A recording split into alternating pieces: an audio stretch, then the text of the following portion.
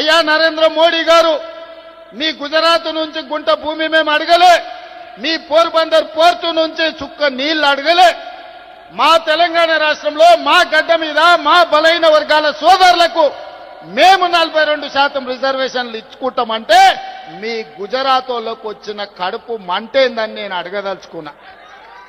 ఇవాళ మేము గుజరాత్లో అడగలేదే, మేము ఉత్తరప్రదేశ్లో అడగలేదే, మేము మహారాష్ట్రలో అడగలేదే, మేము మా తెలంగాణలో 4 కోట్ల ప్రజలం నిర్ణయించి శాసనసభలో బిల్లు ఆమోదించి విద్యా ఉద్యోగాలలో రాజకీయాలలో బలైన వర్గాలకు 42% రిజర్వేషన్ ఇవ్వాలని ముక్త కంఠంలో 4 కోట్ల ప్రజలు విజ్ఞప్తి చేస్తే మా ఆలోచనలను మా బిల్లులను తుంగలో తొక్కే అధికారం మీకెవరిచ్చిందని నేను నరేంద్ర మోడీ గారిని బీజేపీని నేను అడగదలుచుకున్నాను.